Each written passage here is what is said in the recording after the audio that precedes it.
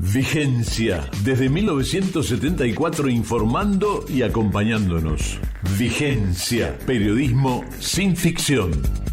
Estamos comunicados con Federico González del ISPRESBI para hablar de diferentes temas que tienen que ver con la seguridad vial, pero ante todo lo saludamos, le damos la bienvenida. ¿Qué tal, Federico? Muy buenas tardes, ¿cómo estás? ¿Federico? Sí, hola. Ahí te escucho, no te escuchaba. ¿Qué tal, Federico? Muy buenas tardes. Te saludaba. ¿Cómo andás? Bien, un gusto saludarte. Bueno, lamentablemente parecería ser que los incidentes o los siniestros en nuestro país, fundamentalmente en las grandes urbes, aumentan en los últimos meses. Por lo menos la impresión es que no merman, si no aumentaron están casi en los mismos niveles, y mucho tiene que ver la mezcla de distintos factores, porque es multicausal, ¿no? Pero, por ejemplo, cuando no se cumplen con las normas que establece la ley de tránsito y cada jurisdicción. Una de esas normas habla, y algo que no se conoce mucho, que no se menciona mucho, las velocidades mínimas y máximas que hay que tener en un carril, en una avenida, ¿no? Se habla mucho de las máximas, pero no de las mínimas, y esto es un tema que sería interesante comentarlo, ¿no? Sí. Sabés que el tema de velocidad máxima y mínima en general en capacitaciones, en charlas sobre seguridad vial siempre surgen, porque hay una premisa principal que en general los que conducimos, o también somos peatones, ¿por qué no? La tenemos un poco trastocada por ser educados, ¿no? Para no decir que no entendemos nada de la velocidad. ¿Por qué? Porque la velocidad máxima a la que podemos circular en una arteria, ya sea calle, avenida, ruta, no es la que me dice el cartel. Y así lo dice la norma, es la que yo, conductor, yo, mi vehículo y yo, mi estado psicofísico, puedo desarrollar de manera segura, para mí y para el resto. ¿Sí? Ahora, esa evaluación que tengo que hacer yo como conductor tiene dos límites, uno es el máximo y otro es el mínimo. O sea, yo puedo, si la ruta me permite no superar los 110 km/h, yo puedo ir a ese máximo, no más de ese máximo, o puedo ir a menos, y no menos de la mitad de ese máximo, o sea, 55 sería la cuenta, así rápido. O sea que yo entre el rango del 55 y el 110 puedo circular. Ahora, perdón que te interrumpa, Federico, esta velocidad máxima, por ejemplo, de 110, contempla un sobrepaso, es decir, que inclusive un sobrepaso, no puede superar ir a 120 para pasar a un vehículo que va a 110, por ejemplo. Bueno, está muy bien la pregunta. ¿Por qué? ¿Por qué 110? ¿Porque se encaprichó el municipio o la nación en poner esa velocidad? No.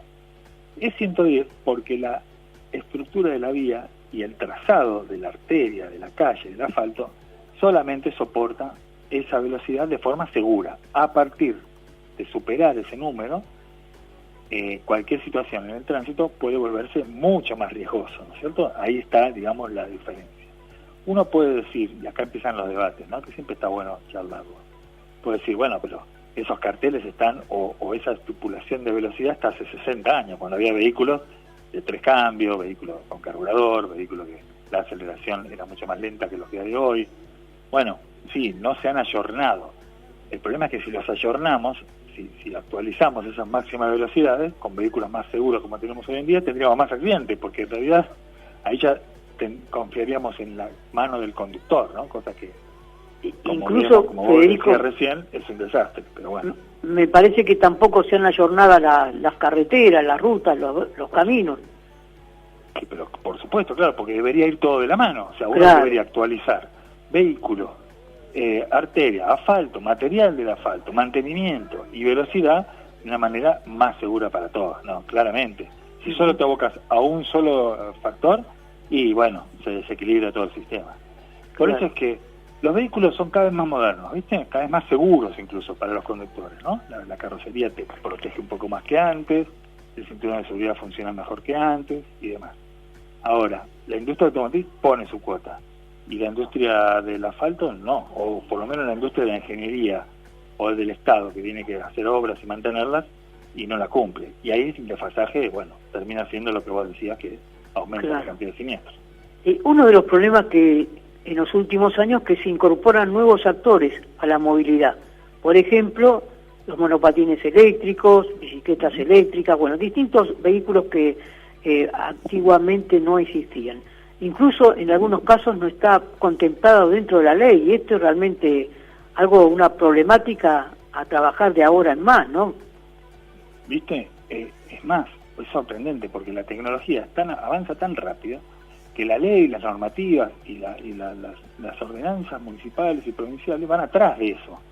O sea, ya podríamos llegar a tener vehículos como monopatines eléctricos al alcance de que cualquier ciudadano los compre y todavía no está la ley escrita. Bueno, en ciudades como Buenos Aires sí ya hay normativa. Llegó tarde, hace unos años, pero llegó. Que intentan poner al monopatín y a la bicicleta en la misma línea, ¿no es cierto? Cosa que es bastante lógica.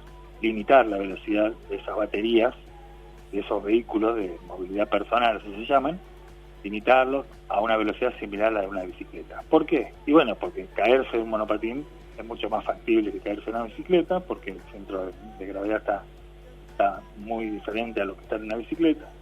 La exposición a tener lesiones graves o fallecer es muy alta, entonces se necesita como principio principal, como prioridad, mejor dicho, una velocidad baja. Bueno, está limitada la potencia de la batería, está limitado, pero bueno, echa la ley, echa la trampa, ¿no? Lamentablemente se trastoca eso. Federico, ¿qué dice, por ejemplo? Hay algunas capitales como en París, en Francia, que no se permite ya la circulación de monopatines eléctricos porque hubo varios incidentes con consecuencias graves, ¿no?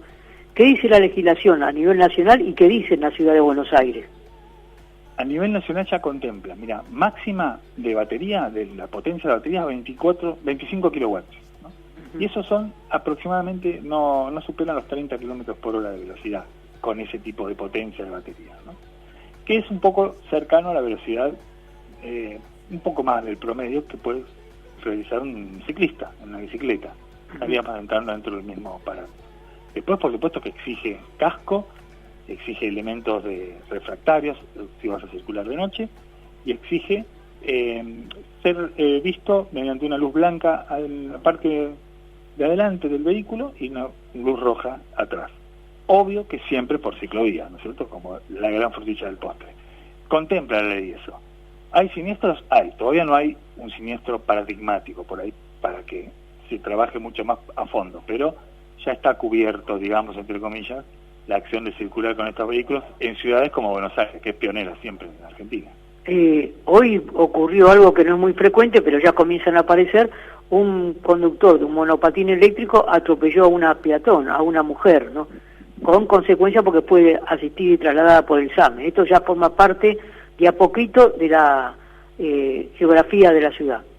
Exacto, sí, es que recién está comenzando, ¿no? O sea, va escalando el tema, obviamente, ya es un actor más, lo va a hacer. No sé si has visto, seguramente tus oyentes han escuchado, han visto, casas ya destinadas a la venta, a la venta de estos vehículos, pero mediante locales, no mediante espacios digitales, sino casas abiertas. Uno va y puede elegir su vehículo, comprarlo en cuotas y con precios que te diría, dentro del marco de la movilidad, están bastante bien.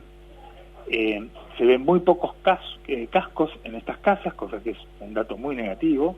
O sea, no se acompaña la venta de estos vehículos con una obligatoriedad del casco, como podría ser una buena medida. Se ve que compañías de seguro empiezan a trabajar en lineamientos para asegurar este tipo de vehículos, cosa que hay que ver cuánto tiempo tardan en hacerlo, pero se está estudiando ya, porque empieza a proliferar el transporte. Obvio, es una nueva manera de moverse. Aparte es una medida cool, ¿no? Que la gente que tiene poder adquisitivo y que le gusta estar en la moda va a empezar a usar. No te hace transpirar tanto como la bicicleta. Ciudad de Buenos Aires tiene buenas ciclovías para ir y venir, evitar el tránsito, así que es una medida que es un transporte que ya va a ir sumando cada vez más adeptos, eso sin duda. ¿La reglamentación hace mención que tienen que tener seguro? No, todavía no.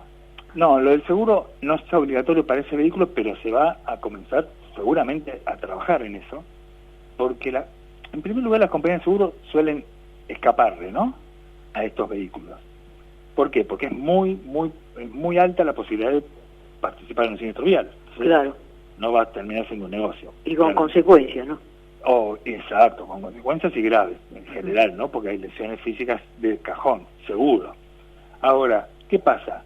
Las compañías de seguro no son tontas, se agrupan, ven los números y empiezan a ver en otras capitales del mundo, como vos decías, que el transporte, este tipo de transporte prolifera. Y bueno, están empezando a analizar si hay, aunque sea una mínima cobertura, quizás no por siniestro, quizás solo por robo, quizás solo por incendio, que son vehículos con batería, recordemos, se está empezando a trabajar. La ley todavía no obliga, así como no obliga a bicicletas, ¿no?, que estén aseguradas. Pero bueno, es una cuestión más privada entre comprador y vendedor, ¿no? Hay que ver ahí cómo lo solucionan. Ahí me da la impresión como un gris o como un faltante en la normativa de que tal vez, me da la impresión, teniendo en cuenta lo difícil que es el tránsito en general en el país, que las personas que van a acceder a un tipo de vehículo de este tipo de movilidad tendrán que recibir una capacitación, ¿no? Porque hay gente que en su vida manejó ningún otro tipo de vehículo y tal vez las normas de tránsito las desconocen porque nunca sacó una licencia, ¿no? Y no es por ahora, es una materia pendiente de que en las escuelas se dé como materia, eso todavía no ocurre. Entonces cualquiera agarra un monopatín eléctrico, se desplaza en la ciudad y sin conocer las normas de tránsito. Sí, claro. Bueno, lo mismo, Hugo, que vos decís, yo coincido, pero también ha pasado con las bicicletas, ¿no? O sea, las ciclovías en Capital, ¿cuánto tienen? 15 años, vos sabrás mejor. Y mucho, sí, ya las ciclovías tienen varios años, ¿no? Sí, ya son bastante. Una generación por lo menos ya nació con ciclovías, seguramente es normal para ella. Bueno, cuando empezó las ciclovías a nadie se le exigía, digamos, aunque hubiera estado bueno hacerlo, por lo menos un mínimo curso, una mínima capacitación, cómo utilizarlas, ¿no? ¿Qué significa el semáforo? ¿Cómo girar? Viste que el girar en una ciclovía tiene su tema también. Sí, a veces circulan en sentido inverso al tránsito. Exacto. Bueno, así como no se hizo con bicicletas, yo no creo que se haga con monopatín, ¿viste? Lamentablemente, porque sería una buena medida. Es una gran deuda, ¿no? Porque de hecho, algunos por desconocimiento y otros porque no les interesa cumplir, se advierte que ciclistas o monopatines y otras movilidad que no tienen forma de ser identificados cometen varias infracciones de tránsito. Tal vez un porcentaje tenga que ver con la falta de conocimiento. Por supuesto. Y no nos olvidemos de otra cosa, el automovilista necesita también, o le es necesario, que el resto de los usuarios de la vía tengan cierta capacitación, cierto conocimiento al circular, ¿no? No sería justo que vos simplemente en tu auto, esperando un semáforo, un monopatín te impacte y no pague las consecuencias, ¿no? Por no tener o una capacitación o no tener un seguro, cosa que es sumamente discutible. Y no es un tema fácil, Hugo, no es un tema fácil porque se trata de movilidad, todos podemos ser movidos, tenemos derecho a movernos. Después, no sé, yo puedo tener unos patines en los pies, ¿no es cierto? Patines no eléctricos, pero patines, puedo patinar en la vía pública, y bueno, no. Pero ¿por qué no? Diría yo, o diría otra parte, ¿no? ¿Por qué no entre el tránsito? ¿Por qué no en la ciclovía no puedo calzar unos rollers, por ejemplo? ¿No? Bueno, es bastante difícil de manejar, por eso los estados tienen que estar... Sin duda, y es también difícil la convivencia entre los distintos actores de la vía pública, y a veces aparece la agresividad, la violencia, ¿no? Claro que sí. Sí. Bueno, es ahí donde empiezan los focos, ¿no? Lo que creemos injusto entre un actor y otro. Porque vos fíjate, mira, mismo nosotros dos, como estamos hablando, hablamos de los ciclistas, los automovilistas, como que ya sesgamos, ¿no? En realidad uno es todo, uno es peatón, el automovilista, se baja del auto, pasa de ser automovilista a peatón, y querés los derechos de peatón como los tenías hace un segundo el automovilista, ¿no? O sea, somos todos actores del tránsito, pero nos ponemos en roles y los queremos defender a muerte, ¿no? Esto de me encerraste, no me encerraste, o me puteaste, o me tiraste el auto encima, y qué sé yo, bueno, produce encontronazos que sabemos, Hugo, que hoy en día son mucho más peligrosos que hace muchos años atrás, ¿no? No sabemos quién está dentro, no sabemos cómo pueden reaccionar, y bueno, ahí hay que tener absoluta paz, o lo que más se pueda de paz, y pensar 2 veces antes de actuar violentamente, de bajar el vidrio, de hacer ademanes con las manos. Hay que estar muy cauto en el tránsito porque exacerba los nervios de cualquiera. Correcto. ¿Qué recomendación le podemos dar a aquellas personas que están pensando en comprarse un monopatín eléctrico o algún otro tipo de vehículo alternativo para ir al trabajo como esparcimiento, bueno, y no todavía no lo hizo? Bueno, ¿qué recomendación le podemos dar? Bueno, como recomendación, desde la seguridad vial, es no hacerlo. Pero no hacerlo y hacerlo, las dos cosas. O sea, debes tener una experiencia previa, ya sea, por supuesto que la conducción de cualquier vehículo, de 4 ruedas o de 2 ruedas, también de bicicleta. El monopatín es algo sumamente extraño, no se parece a ninguno de los restos de los transportes, a ninguno, ni siquiera a la bicicleta. ¿Por qué? Bueno, por su peso, es tan liviano que somos nosotros, con nuestro físico, moviéndonos a 30 kilómetros por hora, supongamos que esté en regla el monopatín. 30 kilómetros por hora es mucho, es mucha velocidad para un cuerpo humano, porque ante la mínima falla, el mínimo error, caer y tocar el asfalto a esa velocidad o a 20 kilómetros por hora, necesariamente tenés una herida, no vas a zafarla. Vas a tener consecuencias de una herida, ya sea leve o grave, ¿no es cierto? Pero herida va a existir, no tenés absolutamente nada que te proteja. Además que tenés otros actores conduciendo, cercanos a vos, de muy poquitos centímetros. Necesitas casco, necesitas frenos, sistema de frenos me olvidé de mencionarte hoy que lo exige la ley también. El monopatín tiene que tener un sistema de freno autónomo, ¿sí? Hay algunos que no los tiene, hay otros que sí. La ley lo exige taxativamente. Y hay ciertos horarios, sobre todo en la nocturnidad, que no es recomendable utilizarlos. ¿Por qué? Porque no está todavía adaptado al resto del tránsito un vehículo que no se ve de noche prácticamente y que se mueve a alta velocidad, ¿no? Que solamente se ve una persona. Bueno, esas cuestiones necesitan tiempo, necesitan adaptabilidad y necesitan, bueno, mucho cuidado. Así que el cuidado sería extremo. Estamos en un nivel, recién el principio de una etapa en donde el monopatín todavía no tiene, no está acostumbrado a los ojos del resto. Entonces, correcto. Tienen que transitar, tengo entendido, en la ciudad por las ciclovías, ¿no? No pueden hacerlo por una avenida cualquiera, sin ciclovía. Siempre ciclovía, sí. Y eso no se cumple, claramente. Lo vemos todos los días. Sí, no se cumple. O se cumple poco, sí. Muy poco, muy poco. Tienen que hacerlo por ciclovías, eso también lo dice literalmente la ley. Sí, sí. Bueno, el tema es que el que no lo hace, bueno, se cuenta con la buena predisposición o la voluntad del conductor, porque el que no lo hace seguramente no va a ser sancionado, ¿no? O es muy poco probable que lo sancionen. Debería hacerlo y lo vemos, sabemos que no hay control preventivo, Hugo. No hay, es mínimo. Creo que en niveles nunca vistos. No hay estadísticas oficiales tampoco para hacer ese estudio, para revisar datos al respecto. Los únicos controles que se ven y que se publicitan también son los de alcohol, que en general son fines de semana, en horarios nocturnos. Control preventivo de parte de policía, como fue hace muchos años, no existen. Y agentes de tránsito, dirección de tránsito en los municipios, el control se hace en general en zonas céntricas, ¿no? Y durante los días, los horarios de peatonabilidad, ¿no? De hay mucho peatón en la calle y demás. Luego es tierra de nadie, lamentablemente. Una última consulta, Federico. Tal vez alguna persona que nos está escuchando tiene previsto cambiar el auto, bueno, y a veces la parte de seguridad vial es lo que menos se tiene en cuenta, ¿no? Tal vez se le pone más atención al tapizado, si tiene una moldura más, una moldura menos, el color u otros elementos, las llantas, pero no en el aspecto de seguridad vial. Y hace pocas horas hubo un choque mortal en la autovía 2, donde el conductor de uno de los vehículos involucrados estaba alcoholizado, circuló 17 kilómetros de contramano y terminó chocando con un Gol.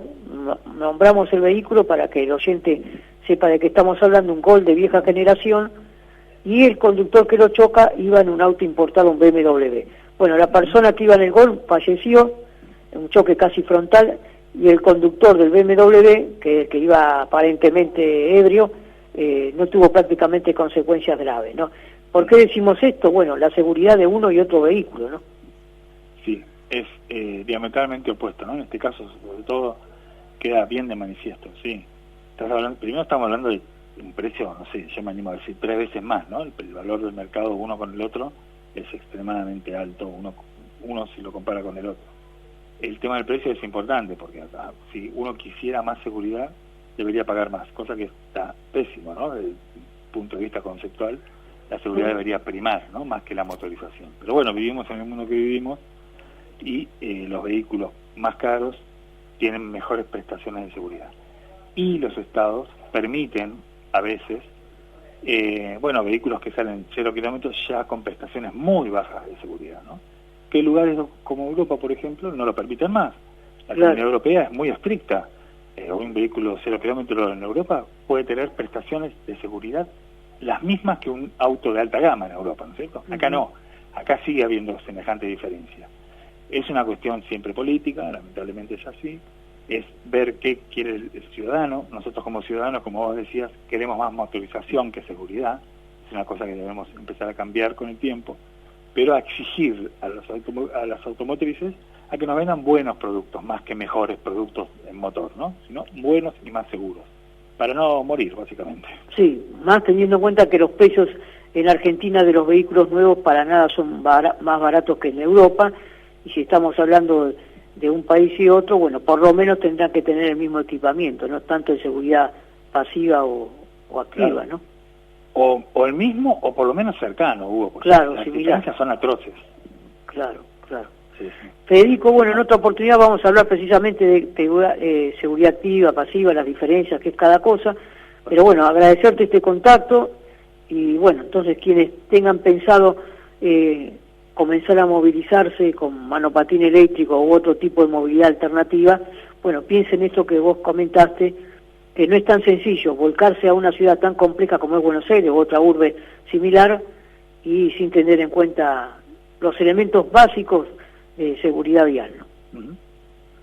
Hugo, encantado como siempre, a disposición, y sí, lo que resta es cuidarnos, elegir el medio de transporte acorde a nuestras necesidades, a nuestra ida y vuelta en el trabajo, y a que esa ida y vuelta del trabajo no sea una excesiva confianza, ¿no? Porque cuando excesivamente conocemos el tramo a circular todos los días y el horario, siempre lo queremos respetar, o queremos exigir que ese tramo y ese horario sea el que siempre hacemos. A veces no se puede, entonces ahí empieza el error o el inconformismo en la transitabilidad, que nos provoca accidentes y provoca mal humor y provoca violencia, etc. Así que con tranquilidad.